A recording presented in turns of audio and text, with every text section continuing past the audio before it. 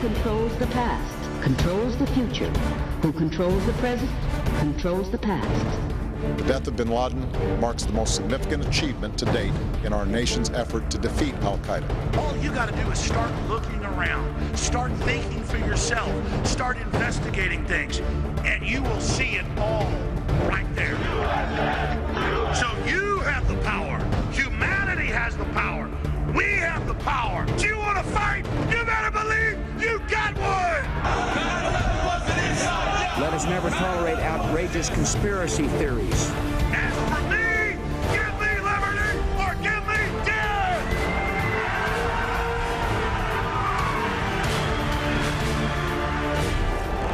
The answer to 1984 is 1776. Welcome to the Infowars Nightly News. I'm your host, Melissa Melton, on this Thursday, March 7th, 2013 edition, and let's take a look at what's coming up.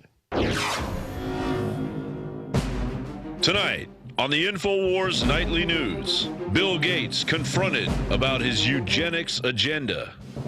Plus, a green light on drone strikes for American citizens on U.S. soil. Then, Eric Holder admits some banks are too big to prosecute. All that and more on the Infowars Nightly News.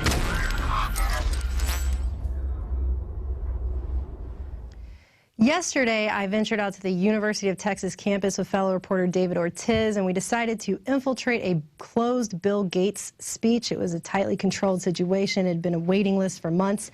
We found a way to get inside, and I decided to go ahead and ask him a question. This special report actually premiered today on the radio, but we're going to go ahead and play that for you now. And it's actually up also on YouTube. It's entitled, Bill Gates Confronted on His Eugenics Vaccine Program That Has Crippled Nearly 50,000 Indian Children.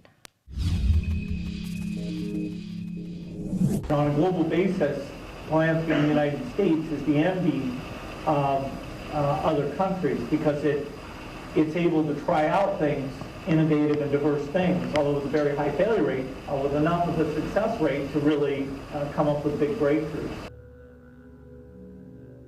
I'm Melissa Melton reporting for the Infowars Nightly News. Multiple overseas media outlets have reported on the fact that polio vaccines linked to the Bill and Melinda Gates Foundation and his Gavi Alliance have on record caused nearly 48,000 children in India to suffer neurological damage and become permanently paralyzed.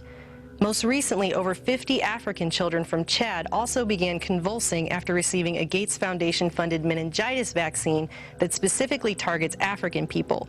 Those children, some as young as 7, have also subsequently become paralyzed. Yesterday, Bill Gates appeared at a highly controlled speaking engagement to address computer science majors at his new Bill and Melinda Gates Computer Science Complex building on the University of Texas campus. I was able to purchase a ticket from a student and attend the meeting. Though no cameras or recording equipment were allowed inside the meeting, fellow reporter David Ortiz was able to capture a live stream being fed to an adjacent room. When the floor got open for questions, I decided to ask Mr. Gates a real one. Melissa Melton with Infowars. What do you say to critics who claim your global vaccination program is nothing more than a eugenics program? A huge... Eugenics. Over 48,000 children in India have been paralyzed due to polio vaccines linked to your foundation. No. I mean, nothing has saved more lives than vaccination. The key figure that we think about in terms of what we're prioritizing is the tragic death of young people. But if you go back to about the time I was born, more than 20 million kids under 5 were dying every year. Smallpox, measles, a variety of things. By 1990, even though the number of children in the world, because the population growth had gone up, that number had come down from over 20 million to about 12 million. And because of the work that the foundation has been at the center of, we now got that down from 12 million to less than 7 million. And the goal is to get it down to well under 3 million, by which time the disparity between what happens with poor children and what happens with rich children will have largely been eliminated. So, vaccines are about saving lives, improving lives. There's no better tool that mankind's ever invented for absolutely those things. And polio, the whole idea is to reduce to zero the number of kids who are being paralyzed. And it's during between now and 2018, if things go well, we expect that'll become the second disease ever eradicated. Smallpox back in the 1970s, by 1979, that was certified as the very first and so far the only disease that has been eradicated. So we're pretty close on polio, but what it's about is every year having less and less kids who either die or are paralyzed. Last year it was 232. Not only did Bill Gates fail to directly answer my question, but let's review. Mr. Gates' father was a known eugenicist and the head of Planned Parenthood.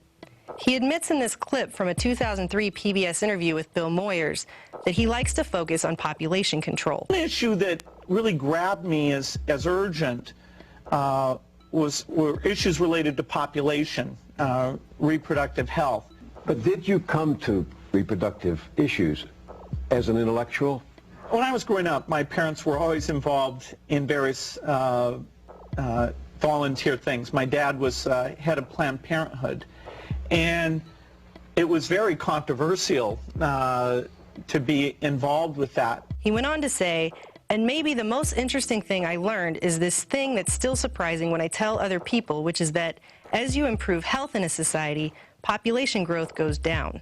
In the past, Mr. Gates has openly advocated withholding end-of-life care to the elderly and using those funds to instead hire more teachers. And so the access that used to be available to the middle class or whatever is just rapidly going away. That's a trade-off society is making because of very, very high medical costs and a lack of willingness to say, you know, is spending $1 million on that last 3 months of life for that patient, would it be better not to lay off those 10 teachers? That's called the death panel, and you're not supposed to have that discussion. And he's also announced that the goal of vaccines is to reduce the population by 10 to 15%. So let's look at each one of these and see how we can get this down to zero. Probably one of these numbers is going to have to get pretty near to zero. That's back from high school algebra, but let's take a look. First, we've got population. The world today has 6.8 billion people. That's headed up to about 9 billion. Now, if we do a really great job on new vaccines, health care, reproductive health services, we could lower that by perhaps 10 or 15%. So what does it matter if 48,000 children suffered permanent neurological damage and were paralyzed if it's in the name of philanthropy? But the problem is these vaccines have actually been shown to cause the very diseases they're supposed to prevent. Bill Gates is a billionaire technocrat obsessed with population control and the idea that vaccinating the world is doing, in his words, God's work. But who's God and at what cost? Trading lives for lives? What kind of world is that? When we devalue one human life, we devalue everyone's life. For Infowars Nightly News, I'm Melissa Melton. Polio, the whole idea is to reduce to zero. Probably one of these numbers is going to have to get pretty near to zero. And as you can see, Bill Gates never actually answered my question. He never addressed the fact that nearly 48,000 children in India, and that's just in India, other countries have had this problem with other vaccines of his foundation, but he never answered my question as to why they're being paralyzed. And his quote actually said there at the beginning of my report, philanthropy in the U.S. has other countries beat because we're able to try out innovative things, although with a very high failure rate, with enough of a success rate to come up with some big breakthroughs. So again, very high failure rate, but enough of a success rate we can have some breakthroughs. He's trading lives for lives. And they're spending millions of dollars, hundreds of millions, into these vaccines that are paralyzing and killing children all over the developing world. And I think it's interesting, investigative journalist Christina England says, why have major organizations spent $571 million on a vaccination project when wells to provide access to clean drinking water, something that could really change these people's lives, affect them all in a very positive way, have been constructed for less than $3,000 by the International Committee of the Red Cross. So they could spend chump change and just change these people's lives with fresh, clean drinking water that would change their lives, but instead he's spending hundreds of millions of dollars in vaccinations that are killing him. It's something to think about. So we need to get this video out to everyone so you can see that he will not address the fact that his vaccine programs are killing people. And by the way, some people like to mention that the TED Talk he was talking about putting carbon emissions down. Yeah, this guy here, his speech is to say that the number needs to be 0 is carbon emissions. I don't understand. Well, understand that we inhale oxygen and exhale carbon. Plants breathe carbon. If the plants die, we die, we're still dead. It's still population control. It doesn't matter which number gets to 0, we're going to die. That's what he meant, all right? Moving on. The Senate committee prepares final solution on Second Amendment. The Senate committee prepares fusillade aimed at Second Amendment. Apparently, they plan today to mark up and prepare for debate a number of bills attacking the Second Amendment, because everyone's got to get their jab in there on the Constitution. Among them, Charles Schumer is calling for universal background checks and short universal firearms registration with the future prospect of confiscation. Leahy is proposing to combat illegal gun trafficking, and Barbara Boxer is focused on gun safety, which is a euphemism used to make heavy-handed and unconstitutional gun control seem preferable to a literal reading of the Second Amendment. And the Second Amendment, the attacks on our Constitution, they just keep coming. Now we also have new attacks on our Second Amendment as Rand Paul is determined to take a stand against tyranny while Obama is claiming the power to just kill us with drones. Apparently, this is coming from Mike Adams from Natural News. Apparently, Kentucky Senator Rand Paul took a stand against tyranny by enduring a long filibuster on the floor of the Senate. And as of the writing of this article, Mike Adams says the filibuster was well over 10 hours long and running. And the battle lines have been drawn. The Obama administration considers the entirety of the United States to be a battleground where he can selectively choose when and where citizens have constitutional protections. And the scary thing, Mike Adams points out, he goes on to say, is that not a single Democrat in our U.S. Senate is opposing President Obama murdering American citizens on U.S. soil. So those are the people that we voted into office. They're our elected civil public servants, and now they don't even care. They're like, no, I'm not even going to, I have nothing to say about that. That's just fine, apparently. And, you know, another argument that's been made is that Obama has no intention of doing this. And I think that goes along real well with how they never imagined that buildings could be hit by terrorists taking over planes and running them into buildings on 9/11, even though it was happening that day in a drill. So he just has no intention, right? So we're supposed to all feel pretty good about President Obama and his intentions. Great. And moving on with that, CNN is now suggesting that Rand Paul was wasting time with the filibuster. We actually have a clip. Senator Paul, drones on and on and on. I can be done anytime if I could just get a response from the administration or from the Attorney General saying that they do not believe they have the authority to kill non-combatants in America. So isn't he just holding everybody up? The reason it has to be answered is because our foreign drone strike program does kill non-combatants. Now, they may argue that they're conspiring or that they may someday be combatants, but if that's the same standard we're going to use in the United States, it's a far different country. You got to love that CNN anchor, and on, and on. I just want to say, and get a dictionary. It's called a filibuster. That's what it is. The reason he's filibustering is because he hasn't had an answer to the question yet. That's the whole purpose of the filibuster, to keep things held up. Just, why is she in such a rush to be struck down by a drone? I don't get that. I don't understand. And in this story, it continues that Holder said it was possible under extraordinary circumstances that drones could be used to kill Americans domestically, and the refusal to rule those out were the very reason why Rand Paul went into the filibuster. And I don't care if he has to stand up there for 25 hours and sing the alphabet song. As long as it means he gets an answer to that question, that's what he should do. That's why we have those things in place. I'm glad he did it. At least somebody is. Jeez, it's a crazy land. And moving on, it's now clear Obama intends to use drone strikes to kill American journalists and political enemies. This is again from Mike Adams of Natural News. And he's talking about the 16-page memo that was just released by Obama's lawyers in the Department of Justice that essentially legalizes the president acting as a serial murderer. I mean, he's been doing it anyway in other countries, but, you know, now he's going to do it here. And it claims to justify that this was intentionally written to include Americans on U.S. soil as potential targets. What targets is he talking about? Well, Mike Adams goes on to list a few here. Journalists, political opponents, anti-government protesters, online activists, veterans, gun owners, and gun shops, and constitutionalists, and libertarians. Oh my, it's everybody. It's a whole huge list of people there's on here. And really, this issue needs to unite us all.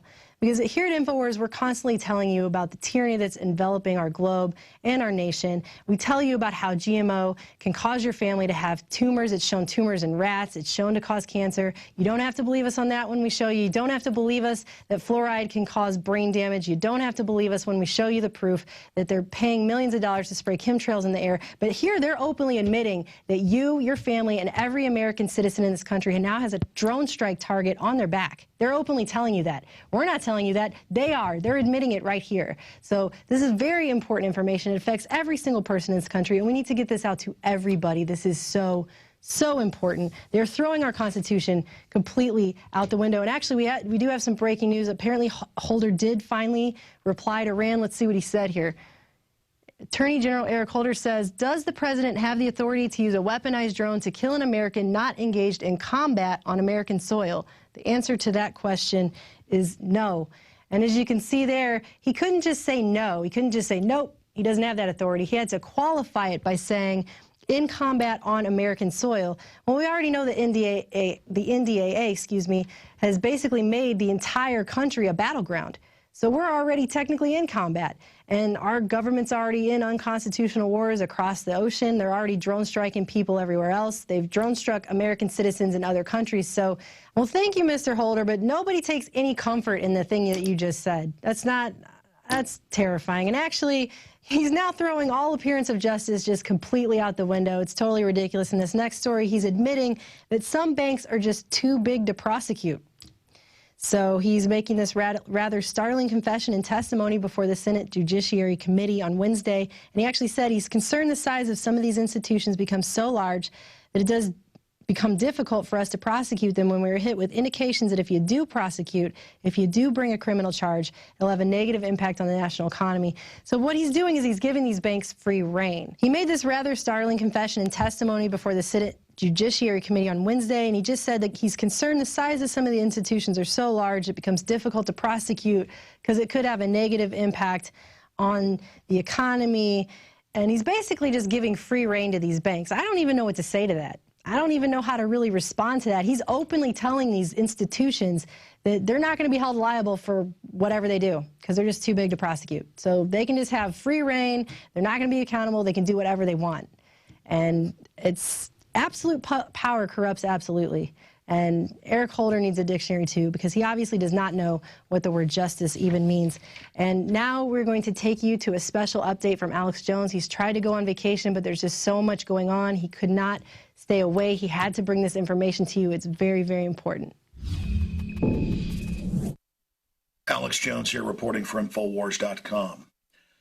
The report I'm about to break down is the story of our time.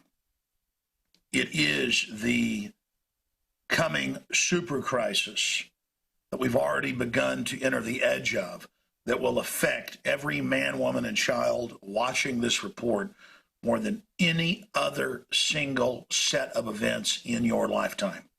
Many a historian and philosopher have pointed out that there are times in history when more happens in a decade or even a year than happened in the previous 100. We are entering that quickening, but because of technological developments, it's going to be compounded and even more explosive. This story illustrates the crossroads, the choice we have. So please, if you care about liberty, if you care about your future, listen very carefully because this illustrates everything. DrudgeReport.com. Covering the incredible filibuster of Rand Paul, comparing the government to the Hitlerian takeover, the drones, the NDAA, the secret arrest, the NATO command of our military, comparing it to an authoritarian takeover. That's what it is. But people historically don't recognize an authoritarian takeover when it's happening. It's afterwards that you recognize it. That's why it's been said that those that don't know history are doomed to repeat it. Now, going through this, Holder, Obama has authority to use drone strikes to kill Americans on U.S. soil. Now, remember, I've been covering this for the last decade, the buildup of domestic drone training, but it's accelerated the last 4 years or so. And you've seen Politico, you've seen Raw Story, you've seen Media Matters, an admitted front group of the White House, say that I'm a liar, none of this existed, even though it was in the FAA funding last year, early 2012, for $46 billion to launch 30,000 drones in America. That was in the Washington Post. But I got people concerned about it, and I said, look, this is an arms buildup against us. Why is this happening? What are they planning? Oh, Alex Jones is insane. There's no drones. And I'm going to show you those articles. Now, the good news here is because of Infowars.com and because of DrudgeReport.com, give credit where credit's due, we forced the drones, the huge armored vehicles, the Stryker vehicles, the billions of bullets in the last 2 years out into the open and forced a debate.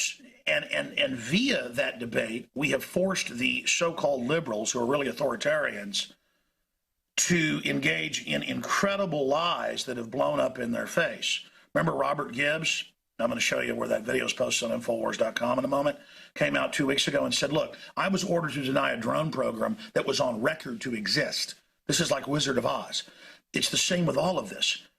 They said last year, when it was only 1 billion bullets, that, oh, Alex Jones is making it up. They bought 200,000 bullets. And they would show one line item out of the billion plus to make it look like I was lying, counting on you to not go to the Federal Register. And I know the media's always lied. In the last 50 years or so, they've gotten worse. But, I mean, this is like saying the sun didn't come up in the morning, or the Dallas Cowboys aren't owned, by a guy from Oklahoma, Jerry Jones, and the Dallas Cowboys aren't based in Dallas, Texas. I mean, it's that over the top. And it's a psychological warfare tactic. And Gibbs has gone on to describe in articles that, well, it's just to put people off balance so that there can never be a real debate. Again, ladies and gentlemen, now it's over 2 billion bullets. And just in the last 2 days, Politico, Raw Story, Media Matters, and a bunch of others have come out. You can read it in this article, and have just said it doesn't exist, and that it was an internet rumor, an anonymous post. Ladies and gentlemen, the bullet story has even been in the AP and Reuters, but the White House organs are saying it doesn't exist. Now, continuing here, this is such an important article because if they'll lie about this while arming to the teeth and doing all this training, what is it, again, they're planning? Controlled economic implosion, and the flipping from Homeland Security being for Al-Qaeda to American gun owners, conservatives, libertarians. And now all that's official. I'll show you articles on that front. I mean, think of the magnitude of this, and denying it will only let them take over and stage events and blame it on us in false flags or provocateur events. Exposing it is our hope, and it's more than a hope. This is so outrageous, and there's now filibusters. It looks like we're starting to reach the beginning of a tipping point if you want it to be that tipping point. This is so incredibly important. I mean, look at this for those in denial. Washington Times, drones to hunt gun carriers in America for Homeland Security. That's weeks after we broke it in the Homeland Security training videos. Reuters, domestic drones are already reshaping U.S. crime fighting. I thought it didn't exist. I mean, Media Matters said it didn't. Here it is last year. Droning out the truth. And it just goes on to say Alex Jones, is making all this up. The drones aren't surveilling you, which on record they were. But they did a bait and switch where they covered, Cessnas with humans are surveilling you in this case. But yeah, there are drones. Here it was a year before where they were using drones to surveil farmers and ranchers and arrest them. Now, here's this article. Army manual outlines plan to kill rioters, demonstrators in America. And people say, that's Infowars.com. That's your own reporting. As if Infowars.com can't be trusted. Well, here's the PDF at army.mil. And you just click on that. And you go read the civilian disturbance ops and how they process your Social Security numbers, how they confiscate your guns. I mean, ladies and gentlemen, you better read this. You better find out the Army War College is saying that the Tea Party is going to link up with Al-Qaeda and attack America. I mean, anybody who is Tea Party knows that's ridiculous. That's like saying, Superman's going to join Lex Luthor, but they don't care. They're going to brand it. They're going to script it. This is the takeover. Because even though the Tea Party isn't perfect, they are still pro-sovereignty, anti-communist, and anti-tyranny on the surface. There's also a Media Matters article saying there's no FEMA Corps and there's no armored vehicles. They've bought thousands of these. We photographed them in Austin. Giant armored tanks, wheeled tanks that can take rocket attacks and mines. And then the FEMA Corps training, you can get into this division of Secure Corps, and they admit in there that they are training for, quote, warrant service and to aid the police. In fact, right up here, I've got images of, and the New York Times article, where it shows the Boy Scouts training 3 years ago to, quote, take on disgruntled veterans. In fact, there's a photo of it from the New York Times right there. And that's under a division of FEMA Corps. But they just say it doesn't exist. Here's that New York Times article about it. Because when they're saying it's good, they'll admit it exists. But when we say it's bad, they go, no, it doesn't exist. It's a mind game. And it says 10 minutes into errant mayhem in the town near the Mexican border, a gunman, a disgruntled Iraq war veteran, has already taken two people out. And it goes on about how they kill the veteran and confiscate the guns. That's New York Times. Former Obama press secretary was ordered to act as if drone program did not exist. You've got to go watch this video because it just says it all. And he's not having a mea culpa. He's flaunting in your face that all of this is going on. Here's a clip of Gibbs.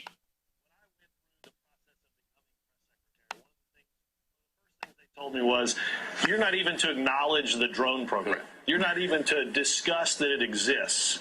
Wow. And so I would get a question like that, and literally I couldn't tell you what Major asked, because once I figured out it was about the drone program, I realized I'm not supposed to talk about it. But here's what's inherently crazy about that proposition. You're being asked a question based on reporting of a program that exists. Right. So you're the official government spokesperson acting as if the entire program, pay no attention to the man behind the curtain. Right. When I went through the process of becoming press secretary, one of the first things they told me was, since you missed that first part, I replayed it. So there he is talking about a program that had been on record to exist for at least 8 years before Obama even got in office. For about 7.5 years, and he's telling you it doesn't exist. Okay? Now, folks, if you like playing along with being a schmuck, if you like playing along with being conned, if you think you can choose your own reality and live in denial and believe their lies, you're crazy. The only way to choose your own reality is take destiny in your own hands and start admitting the reality they're creating. Remember, Karl Rove made similar statements to the New York Times about how they control reality now. It doesn't matter what the media says. They'll just make a new reality tomorrow, and the media will regurgitate it. There it is, right-wing extremists, as deadly as Al-Qaeda threat. And that's from last year. Now they say it's the #1 threat. See, they're segueing. NDAA, secret arrest and disappearance of Americans. Now they're saying they'll use drones. Oh, but Alex, you're a fearmonger. There's not a domestic takeover. The Army admits they're training for gun confiscation. Oh, and that's another area of denial. I shot a video before I left town a few days ago about gun confiscation has begun, where they're raiding people in states that have banned semi-autos or over 7-round mags. They're arresting veterans, throwing the book at them with felonies. That's gun confiscation. It's being done incrementally, but that's gun confiscation. And that's how they get your guns. That's how they engage in this type of activity. There's an article about it right there. And the New York Post and others have been reporting on it. The New York Daily News is very excited about it. It says, you know, throw the book at these people. I mean, this is all going on. And the system just counts on you living in ignorance and buying into the fact that everything's okay. There is a system being built all around us of control. And the reason this is such a big story is that the globalists have overreached. This is so outrageous that if people just call them on their lies, it's over. It's game over. So I'm begging you to get this video, to get the articles you've seen here out to everyone you know. This is only the tip of the iceberg. And to awaken our society and our culture. Because this could be the tipping point to reignite liberty, Rand Paul's filibuster and things that are happening. If we just recognize the tyranny for what it is and rebuke it and say no to it and admit that the nightmare that has plagued our species over and over again of tyrants taking over is happening again. I'll be live on the radio around noon, calling in when Aaron Dykes is filling in on the show today, so please spread the word. The good news is we've been able to push this out into the mainstream and make people cover it and make them deny it and show that they're lying tyrants. The fact that they're building up weapons against us is bad enough, and there's an arms race. The fact that they're covering it up and using military tactics of stonewalling while now saying domestic groups that say they're tyrants or terrorists shows you just how serious this is. This is not a movie. This is not a drill. This nightmare is going to take over if we don't wake up from it and say no. Alex Jones signing off for Infowars.com, PrisonPlanet.com, and PrisonPlanet.tv. That's it for tonight's news portion, but when we come back, I'm actually going to be airing a special report I did. Over 100 women in India were sterilized recently and dumped open air in a field without any medical care. And when I saw that story, I was horrified. And I decided to investigate and do some research and find out exactly how something like that occurs. And what I ended up finding was over 60 years of a concerted globalist eugenics population control program. So that's coming up next. But first, let's go to the quote of the day. He alone who owns the youth gains the future. Adolf Hitler. Ugh. And if you like the information you're seeing here and you're watching this on YouTube, please go to PrisonPlanet.tv and subscribe. It's just $5.95 a month. It gets you 11 subscriptions. You get all of our nightly news, our special reports, movies, books. The Alex Jones Show is on there, all archived. And you can get this information out because, ladies and gentlemen, we really are living in some kind of crazy land. Jakari Jackson here, and I want to talk to you for a second about water. You know about ProPure, our flagship water purification system, but check out some of our portable water filter products at InfoWarsStore.com. The clearly filtered water pitcher. Also, for those of you on the go, we have the Athlete Edition filtered water bottle and the RAD Eliminator Pro filtered sports bottle that removes radiation. And keep in mind, we have replacement filters for all of these products. The ever-popular grab-and-go bag favorite, the Life Straw, the Crystal Quest shower filter system, and the Aquapod kit, great for mass storage of water. And while you're at the InfoWars shop, pick up a copy of our latest book, 31 Days to Survival.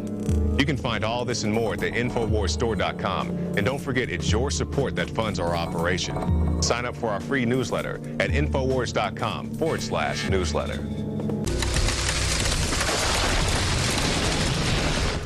One of the best ways to promote the liberty message is not only by listening to Alex's show, but also by wearing shirts that promote the message. And as you can see right here on InfoWarsShop.com, we have this shirt right here. It says Tyrant, and it also has a message in the back. It says, come and take it. Here's another great t-shirt.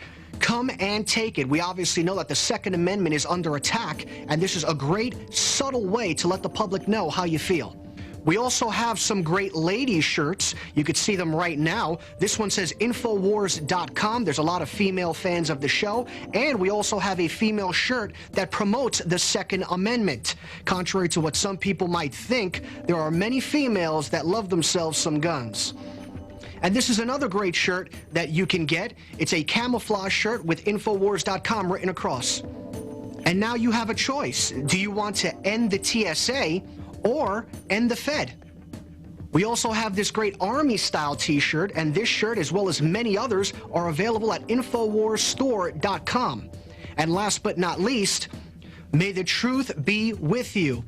Obviously a reference to the Star Wars film. All these shirts are available at InfoWarsStore.com. Infowars magazine is more than just our answer to the internet kill switch. We're also going back to the roots of this country, when our founders, for a decade before 1776, known as the pamphleteers, with hundreds of little printing presses in every colony, got out the real news, the real information, and countered the system. This is tailored, designed with the truth to wake up your friends and family. This is the 21st century version of the pamphleteers. So get them at InfoWarsShop.com or InfoWarsStore.com. Sign up and buy them in bulk, sign up and be a micro distributor for a full year to buy them in bulk and get one of the newsstands added, or sign up and get 12 issues delivered to your door, or give a gift subscription. Whatever you do, be part of the fight, and I want to salute and thank all of you that are subscribers and are getting the magazine in bulk, or who have ever come to InfoWarsStore.com and bought any of our products, because we are supported by patriots and liberty lovers like you. We couldn't do it without you.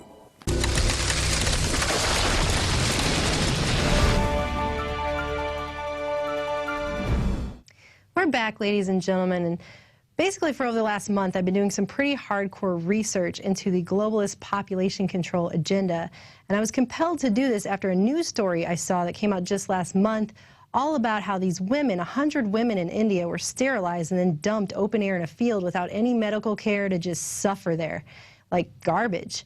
And I wondered, how could that possibly happen? And what I ended up finding was something much worse. Just a few weeks ago, a headline in the Daily Mail Online read, "Horror at mass sterilization camp in India as women are dumped unconscious in a field after painful operation. Just 2 doctors sterilized over 100 women in a single day." Now news from Bengal. In a shocking case of medical negligence in Bengal's Malda district, 2 doctors sterilized 103 women in a day and left them unconscious and without medical assistance in a neighboring field as part of a mass health drive. When I started this report, I just wanted to show how a horror like this could show up in today's news like it's just no big deal. I'm Melissa Melton reporting for Infowars Nightly News. Sadly, stories like this coming out of India are not uncommon. But how did the country get to such a barbaric place? Covering the history of the last 50 years of family planning in India would be too broad and multifaceted a topic for one simple special report. But here are a few of the highlights that brought India to where it is today. 1952. India begins the world's first government-sponsored family planning program. This is one of the few rural-based family planning programs in the state of Madras. It is directed by Joseph John's wife, Padma. Using posters and other aids, Padma describes the problem in personal terms, which the villagers can easily understand. This same year, the Rockefeller Foundation creates the Population Council, and India becomes its first focus country. Throughout the 1950s, India's family planning program expanded rapidly, with a large increase in outside funding. Fewer children mean more money, which means more food, better clothes, and education, even more love. More love. More love.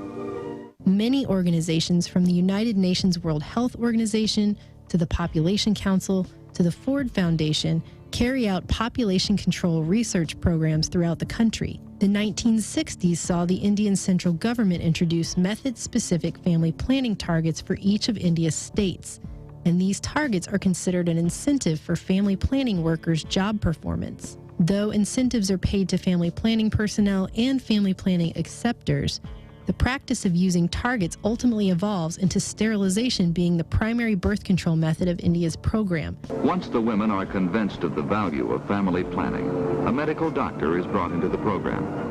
And sterilization coercion against the populace ensues. In 1960, the first mobile vasectomy camp appeared in the Indian state of Maharashtra, which sterilized over 15,000 people in a 5-week period that year. The idea of contraceptive social marketing propaganda is developed. In 1965, the U.S. State Department begins a new population assistance program through USAID. Again, India is a focus. The UN and World Bank also send a population mission there, and the World Bank defines its program in terms of quotas. The country's family planning budget grows by 300%. Family planning is as important as improved food production. More food will be canceled out by more people if the birth rate is not checked.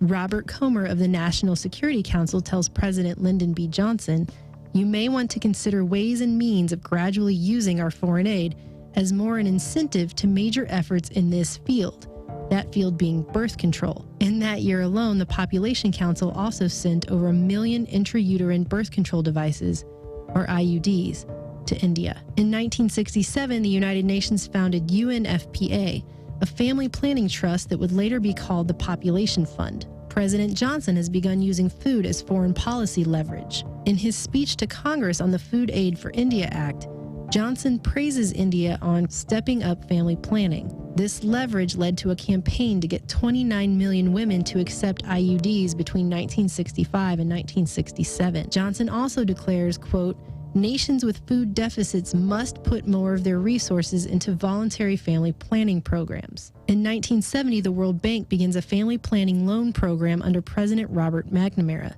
a man who focused on kill ratios when he was Secretary of Defense during the Vietnam War. At this point, India is already on its way to becoming the World Bank's biggest debtor. In an interview with Baltimore Magazine, Alan Guttmacher, who served as president of Planned Parenthood and vice president of the American Eugenics Society, says, if you're going to curb population, it's extremely important not to have it done by the damned Yankee, but by the UN. Because the thing is, then it's not considered genocide. Guttmacher previously endorsed coercive population control in India if voluntary means did not work. In 1973, UNESCO's Mass Media Family Planning and Development Study is released. India is one of its target countries. Through the use of school textbooks and mobile publicity vans, the program's stated objective is to reduce the Indian birth rate from 41.7 per 1,000 to 30 per 1,000 by 1977. Dr. John Rock says, a society which practices death control must at the same time practice birth control. The main slogan used in the campaign is 2 or 3 children now, more never. India has already committed itself to the goal of reducing its population growth by 40%. In 1974, then National Security Advisor Henry Kissinger directs National Security Study Memorandum 200, and Kissinger advises that because population growth determines increases in food aid demand, allocation of such resources should consider what steps a country is taking to control their population. Would food be considered an instrument of national power, the document asks? Between 1975 and 1977, India Prime Minister Indira Gandhi declares a state of emergency in India. Population control becomes an urgent focus. People are jailed and some are even killed for resisting the family planning program. In the end, 8.3 million Indians are coercively or forcibly sterilized in camps in just 1 year. 1984, the World Bank releases a World Development Report advocating sterilization vans and camps in the Third World, possibly because of their success in India. The U.S. openly announces the key rationale behind its population assistance is to reduce fertility, claiming slowed population growth would raise economic development. 1988. The UN World Health Organization publishes its Phase 1 clinical trial of a birth control vaccine it created through a partnership called the Task Force on Vaccines for Fertility Regulation that also included the UNFPA and the World Bank. The trial adds the pregnancy hormone HCG to the tetanus toxoid vaccine, causing the female body to attack its own pregnancy hormones, effectively keeping women from getting pregnant and aborting those who already are. And in 1995, it was found these vaccines had been given to Philippine women without their knowledge, and Aka women in Thailand were forced to take them in order to get ID cards for their children.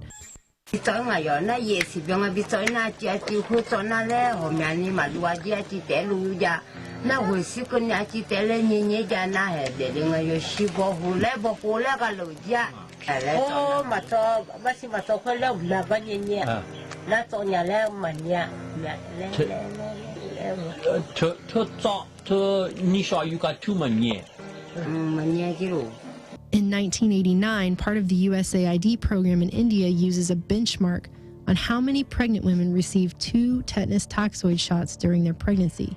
That same year, the birth control vaccine was being tested in New Delhi. In 1995, schools are considered an important vehicle for population control education, and the UN releases a newsletter noting that population-related values and beliefs are being conveyed in hundreds of lessons in Indian school textbooks in all subject areas and at all 3 stages of India's education system, including kindergarten. In 1997, the World Bank begins a new program in India called the Reproductive and Child Health Project at a cost of $308.8 million. The final report for this project, released in 2005, notes that it was considered largely unsuccessful due to a number of factors. One, a cause of concern over the, quote, lack of rise in permanent method contraceptive prevalence rate, permanent contraception. The report also reveals the World Bank has conducted no less than 7 scientific birth control research projects in India under that program alone, including one where styrene maleic anhydride, a polymer, is injected into the male's vas deferens tube to inhibit sperm. Finally, the Indian government issues its new National Population Policy 2000. Key tenets of its action plan include making safe and legal abortion services more attractive to women, eliminating the current cumbersome procedures for registration of abortion clinics. The plan also pushes eugenics on the poor segment of its population with an open call to, quote, link the provision of continued facilities to urban slum dwellers with their observance of the small family norm, and that couples below the poverty line will be rewarded if they follow the new rules, including the adoption of a terminal method of birth control after the birth of their second child. The policy also notes that 97% of the sterilizations carried out in India are on women. So after 50 years of outside influence through organizations such as the United Nations, their World Health Organization, their Population Fund, the World Bank, the U.S. government, and a multitude of NGOs, including the Ford Foundation and the Rockefeller Foundation, which in its Population Council reports on India openly says its programmatic focus is to provide evidence to shape national policies and programs on reproductive health. This is what India has designed for itself. One of the family planning goals in India has been met, as fertility has dropped drastically in the nation over the last half a century. Whereas it sat at 6.0 in the 1950s, it's sitting at just 2.58 today. And if reduced fertility and slowed population growth really automatically equaled economic growth, the way that the United States government, the United Nations, the World Bank, and these other NGOs claim, then why is it that India has the 4th largest economy in the whole world, and yet the per capita income, or income per person, is still just $1,500 US a year, with 1/3 of the country living below the poverty level? Today from India, we are seeing stories in the mainstream news of 98-year-old men coercively sterilized, presumably to reach family planning targets that never went away. While in Madhya Pradesh's Rewa district, even the old have not been spared. These men, aged 98, 80, are being forced into sterilization by the village officials. Other Indians have claimed they were either drugged or snatched off the street and forcibly sterilized, including one man who was denied a rabies shot for his dog-bitten son unless he got sterilized first. Well, 25-year-old Raju, who had taken his 2-year-old son for an anti-rabies vaccine to Bhopal's JP hospital, in fact, the treatment was given out to him only if Raju underwent the entire process of sterilization. Sometimes an Indian state government will run a drive offering free cars or television sets in exchange for sterilization. And India's school textbooks are filled with propaganda, telling their children that the unemployed have nothing better to do than have sex and procreate. Here is a nation where over 100 women can be sterilized and dumped in a field like it's no big deal, like they're just human pieces of garbage. Here is a nation where we can clearly see the social engineers' modern eugenics movement in all of its disgusting glory.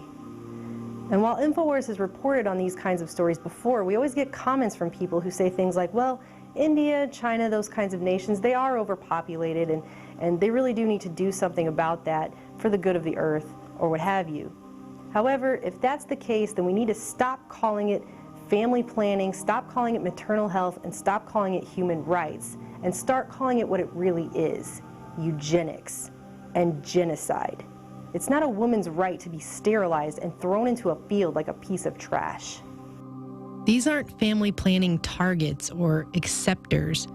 They're human beings, and they're victims. As investigative eugenics writer Urian Mason of ExplosiveReports.com notes, we have to look at who sets the standards, provides the technology, recruits the medical personnel, and on a global level enforces these sterilization policies through binding treaties and other supranational strangleholds. A great part of the people is occupied with the pretext and is not looking behind it. Are these women's rights being upheld?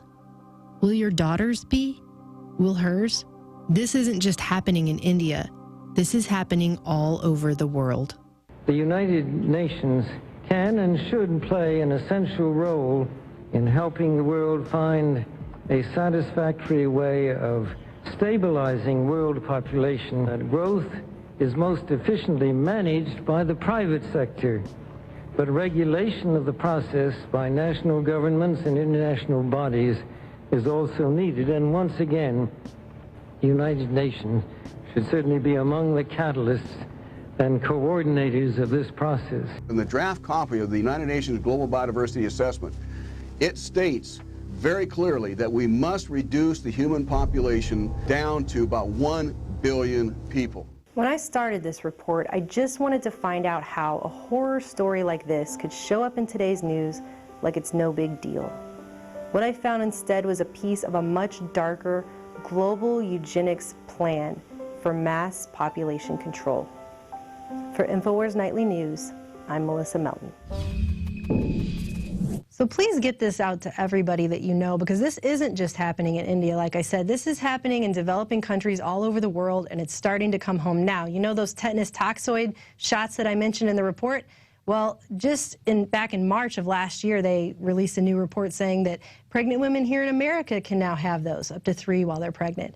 And all the things that people think are so far away in other lands, they're coming home to roost. And this is not going to stop. These people are not going to stop. Alex all the time says how, these people are crazy, insane globalists that want to kill us all, but until you read their white papers and see it for yourself, it's hard to really imagine that kind of evil, but it's there and it exists. So please get this report out to everyone you know. And the latest edition of the Infowars magazine is now out, so pick one up at Infowars store, InfowarsShop.com. Get copies for your friends, give those out, get that information out. And that's it for tonight's broadcast. I've been your host, Melissa Melton. We will be back tomorrow at 7 p.m. Central, and stay safe.